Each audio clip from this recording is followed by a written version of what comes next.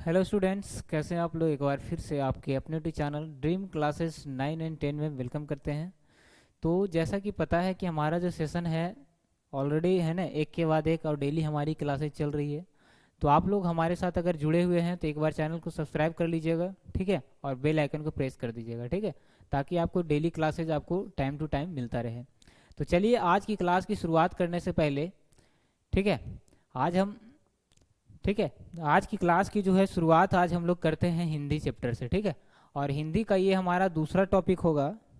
हिंदी का जो है आज का जो सेशन है हमारा हिंदी, ठीक है, इसका आज का दूसरा टॉपिक है। याद रखिएगा, ये हमारा गोधुली जो भाग है पुस्तक हिंदी का। पता है आपको कि बोर्ड के जितने भी बच्चे, आपको पता होगा कि हिंदी का दो बुक चलता है, जिसमें आज हम लोग पढ़ने वाले हैं गोधुली।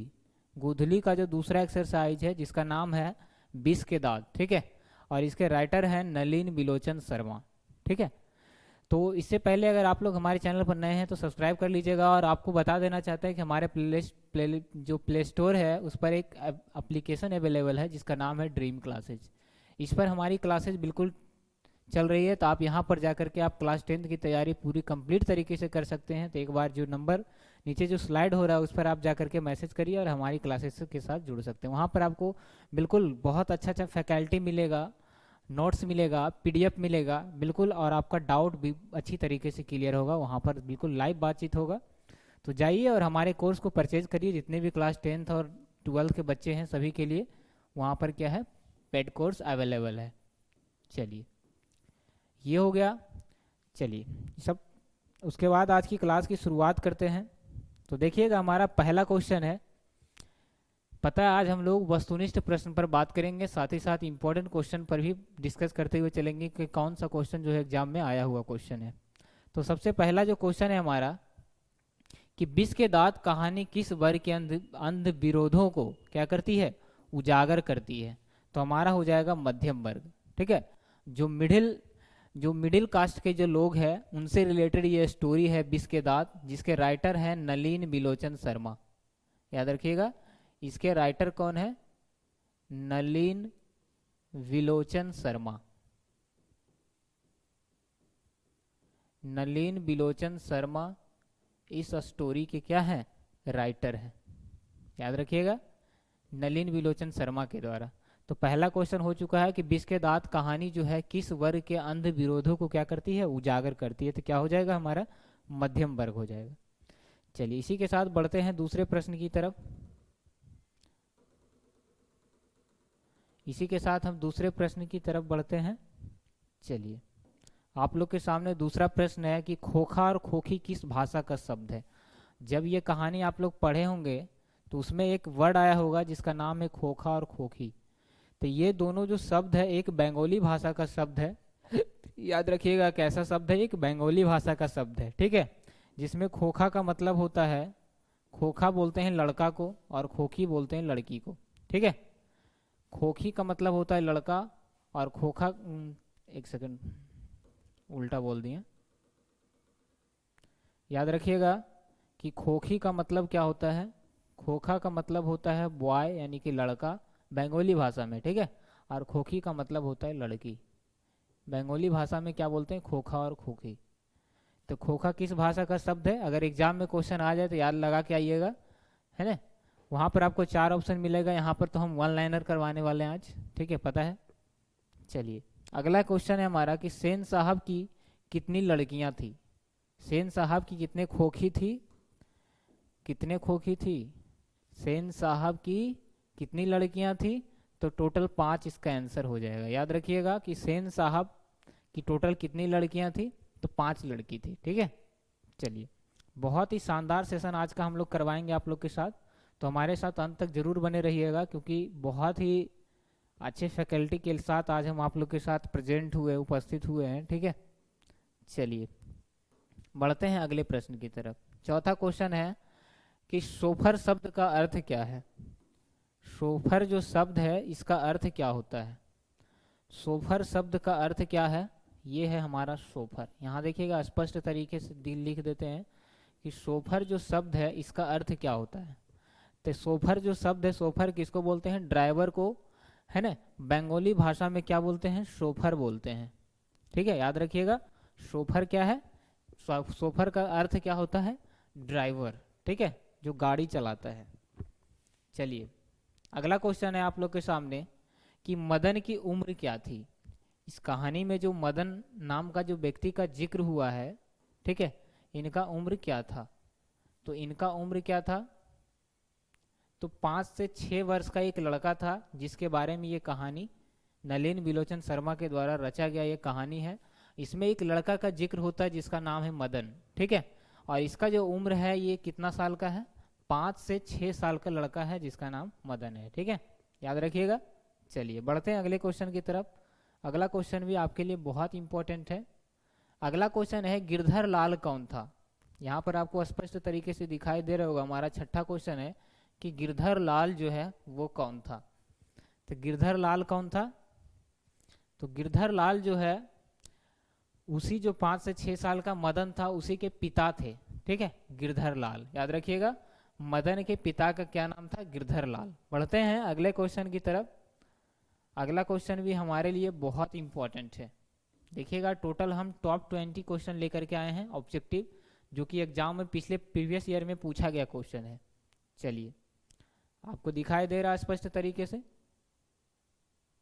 देखिए, 7वां क्वेश्चन है कि खोखा का जो है, खोखा का क्या नाम था? खोखा जो था मदन का मदन है ना, किसका बेटा था? एक सेकेंड, देखिएगा कि गिरधर लाल का एक बेटा था जिसका नाम था मदन, ठीक है, गिरधर लाल का बेटा का नाम मदन था जिसको खोखा कहते थे, ठीक है। तो खोखा का क्या नाम था, यानी कि गिरधर लाल के पुत्र का क्या नाम था? इसके पिता का नाम याद रखिएगा, गिरधर लाल, ठीक है। तो इसके पुत्र का क्या नाम था? तो पुत्र का नाम था कासू, याद रखिएगा। पुत्र का क्या नाम था? कासू था, याद रखोगे। चलिए बढ़ते हैं अगले क्वेश्चन की तरफ। 8वां क्वेश्चन आप लोग को स्पष्ट तरीके से दिख रहा होगा कि विष के दांत जो कहानी है इसके कहानीकार कौन है, ठीक है, यानी कि इसके राइटर कौन है। विष के दांत जो कहानी है इसके राइटर कौन है? चलिए देखते हैं आप लोग इसका आंसर क्या बताते हैं। हम आप लोग को बता चुके हैं कि इसका आंसर क्या हो जाएगा। चलिए बताइएगा कि विष के दांत जो कहानी है इस शीर्षक के राइटर कौन है, जल्दी बताइएगा आप लोग।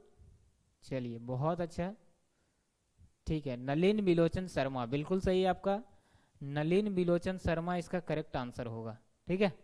चलिए बढ़ते हैं अगले क्वेश्चन की तरफ। अगला क्वेश्चन है हमारा,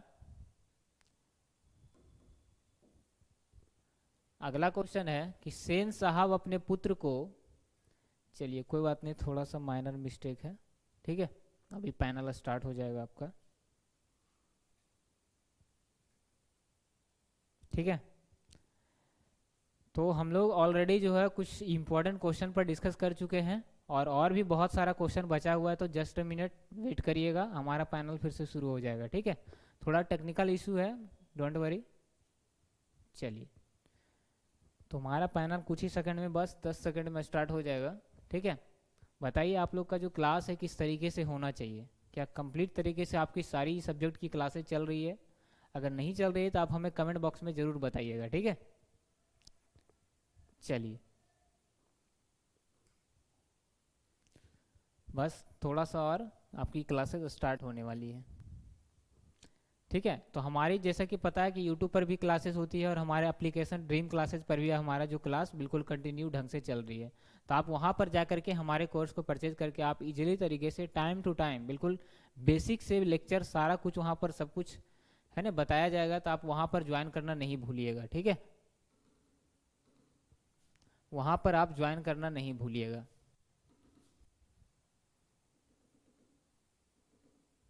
चलिए, तो आप वहाँ पर जाइए, नीचे जो नंबर स्लाइड कर रहा है उस पर आप जाकर के मैसेज करिए और वहाँ पर आप बिल्कुल आसान तरीके से जुड़ सकते हैं। और एक बात और, अगर आप लोग हमारे चैनल पर नए हैं तो हमारे चैनल को ज़रूर एक बार सब्सक्राइब कर लीजिएगा, ठीक है। चलिए, आपकी क्लासेस बिल्कुल स्टार्ट हो रही है हमारा।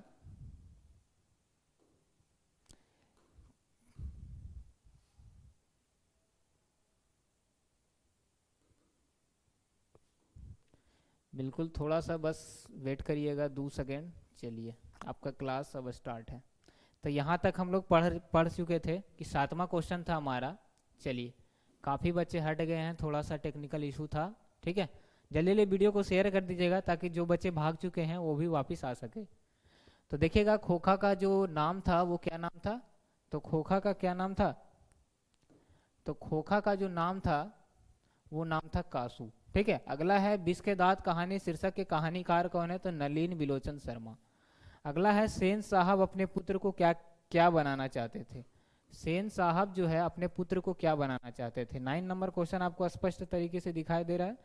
सेन साहब अपने पुत्र को बिजनेसमैन या इंजीनियर बनाना चाहते थे। ठीक है, याद रखिएगा, सेन साहब अपने पुत्र को क्या बनाना चाहते थे, बिजनेसमैन या इंजीनियर। अगर एग्जाम में ये क्वेश्चन आ जाए तो आप टिक करके आओगे। देखिए यहाँ वीवीआई किया हुआ है, मतलब प्रीवियस ईयर क्वेश्चन है। ठीक है, प्रीवियस ईयर क्वेश्चन है, पीवाई की क्वेश्चन है। ठीक है, अगला क्वेश्चन है हमारा 10 नंबर कि मदन अक्सर किसके हाथों से पिटता था।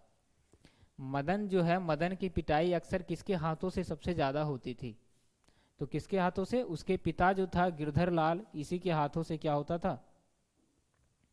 ठीक है, याद रखिएगा।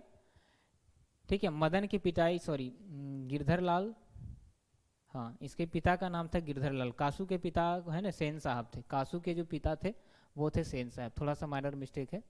तो याद रखिएगा मदन की पिटाई अक्सर उसके पिता से होती थी।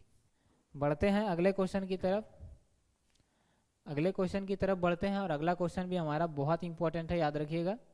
चलिए एक सेकेंड,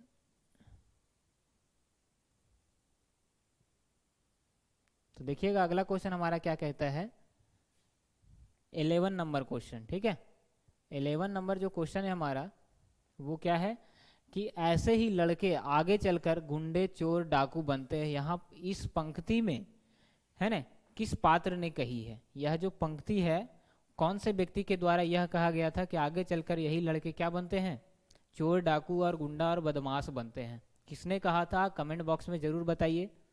चलिए ठीक है, बिल्कुल सही है, किसने कहा था, तो सेन साहब ने कहा था। आप अपनी बुक को खोल करके बैठ सकते हैं। ठीक है, आप अपनी बुक को खोल करके बैठ सकते हैं, लेकिन जब इसका प्रैक्टिस सेशन लाएंगे तो वहां पर आप चीटिंग नहीं कर सकते। ठीक है, तो याद रखिएगा कि ऐसे ही लड़के आगे चलकर गुंडे चोर डाकू बनते हैं, ऐसा किसने कहा था, तो ऐसा सेन साहब ने कहा था। बढ़ते हैं अगले क्वेश्चन की तरफ, अगले क्वेश्चन की तरफ बढ़ते हैं। अगला क्वेश्चन है कि नलिन बिलोचन शर्मा की मृत्यु कब हुई थी। एग्जाम में पूछा जा सकता है, आपके साथ आपसे क्वेश्चन पूछा जा सकता है कि नलिन बिलोचन शर्मा जो बिस के दांत कहानी के राइटर हैं, इनकी मृत्यु कब हुई थी, तो इनका जो मृत्यु हुआ था 12 सितंबर 1961 में हुआ था, याद रखिएगा। चलिए बढ़ते हैं 30 नंबर प्रश्न, बताइएगा कासू मदन के साथ किस खेल में, किस खेल में है ना शरीक होना चाहता था, है ना, शरीक नहीं यहां पर होगा शामिल, क्या हो जाएगा, शामिल। कासू मदन के किस खेल में शामिल होना चाहता था, क्या हो जाएगा इसका करेक्ट आंसर, तो लट्टू के खेल में। कासू को पता है कि कासू मदन के साथ गया था लट्टू खेलने के लिए, जिसके कारण वहां पर उसकी लड़ाई हो जाती है ना, और एक बड़ा मुद्दा बन जाता है। तो याद रखिएगा कासू जो है ना लट्टू के खेल में क्या हुआ था, दोनों शामिल होना चाहते थे। कासू गया था है ना मदन के साथ खेलने के लिए, लेकिन मदन क्या करता है, साफ इनकार कर देता है और दोनों में लड़ाई हो जाती है। चलिए बढ़ते हैं अगले क्वेश्चन की तरफ, अगला क्वेश्चन भी हमारे लिए बहुत इंपॉर्टेंट है। देखिए अगला क्वेश्चन है हमारा 14 नंबर, मदन ने कासू के कितने दांत तोड़ दिए थे। यही लट्टू खेलने गया था जहां पर उनकी लड़ाई हो जाती है, और कासू के मदन क्या करते हैं, मदन जो है कासू के दांत तोड़ देते हैं, जो सेन साहब के बेटा थे।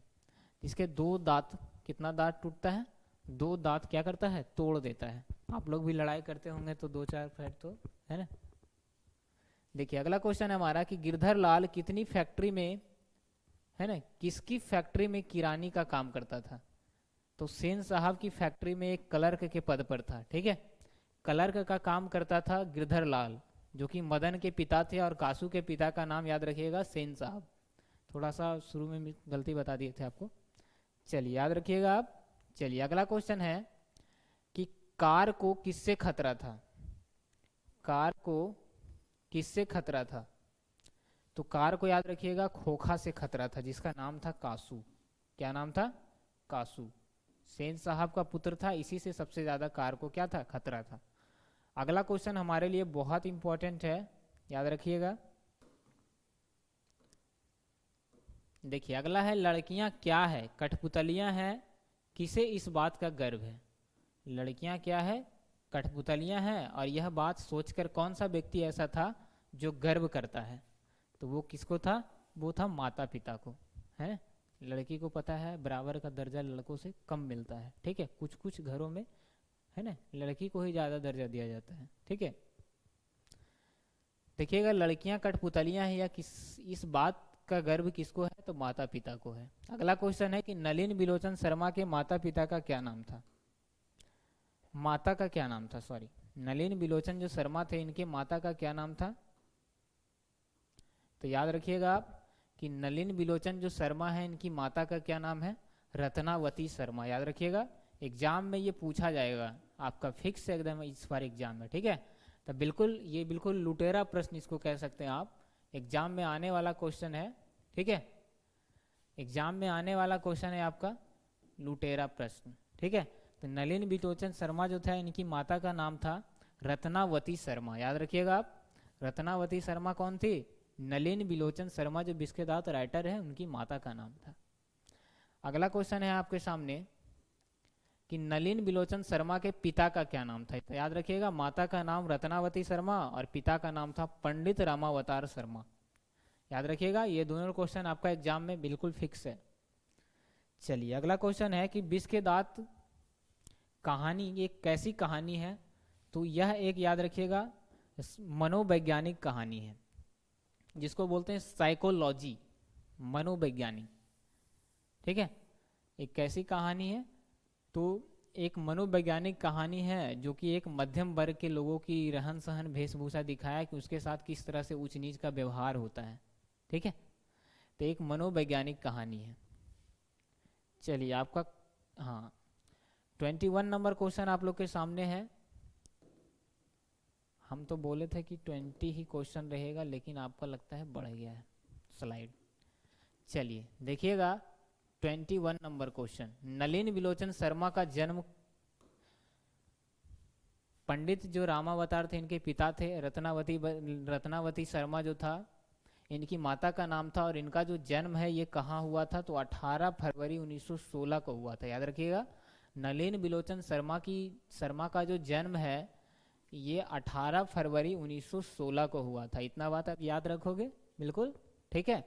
अगला क्वेश्चन है 22 नंबर कि नलिन बिलोचन शर्मा का जन्म कहाँ हुआ था, कब हुआ था, तो 18 फरवरी 1916 को, ठीक है। और कहाँ हुआ था, तो बरघाट। बरघाट एक पटना का जगह है, ठीक है, जिसका पटना का प्राचीन नाम पहले क्या था, पाटलिपुत्र, ठीक है। तो बरघाट के एक जगह के, है ना, एक जगह में क्या हुआ था, पटना का एक जगह है जिसका नाम है बरघाट, जहाँ नलिन बिलोचन शर्मा का क्या हुआ था, जन्म हुआ था। आप इतना बात याद रखोगे। चलिए बढ़ते हैं अगले क्वेश्चन की तरफ। अगला है, मदन किसका पुत्र था। तो मदन बताया था कि कासू एक सेन साहब का पुत्र था, और गिरधर लाल का पुत्र का नाम था मदन, ठीक है। कासू, एक अगर क्वेश्चन आ जाए कि कासू के पिता का क्या नाम था, तो ये था सेन साहब का पुत्र, ठीक है। चलिए बढ़ते हैं अगले क्वेश्चन की तरफ। 24 नंबर क्वेश्चन है कि किसके अनुसार सेनों के सिद्धांतों को भी क्या कर सकता है,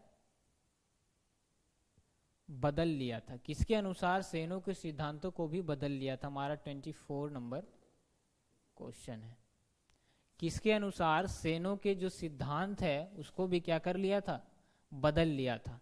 तो खोखा के अनुसार, किसके अनुसार, खोखा के अनुसार, ठीक है। ये हमारे चैनल का नाम है ड्रीम क्लासेज 9 एंड 10। इस चैनल को एक बार सब्सक्राइब कर लीजिएगा आप लोग, ठीक है, ताकि आपकी क्लासेज जो है बिल्कुल कंटिन्यू और सिस्टमेटिक ढंग से होती रहे, और आपको इस लॉकडाउन में भी पढ़ने का मौका मिले। चलिए बिल्कुल, अभी यही टाइम है यही आपके पास टाइम है जो आप घर बैठे आराम से आप पढ़ाई कर सकते हैं, ठीक है। अगर इस टाइम को आप वेस्ट कर रहे हैं तो आप बहुत बड़ी गलती कर रहे हो, ठीक है। यही टाइम है, आप अपने घर में आराम से पढ़ाई करिए, कहीं जाने से कोई मतलब नहीं है, ठीक है। बस भरपेट खाना मिलना चाहिए और आपके पास फ़ोन में डाटा होना चाहिए। अभी के लिए यही सबसे बड़ा खुशी का, है ना। अगला क्वेश्चन है हमारा 25 नंबर की, कौओं की जमात में शामिल होने के लिए कौन ललक गया।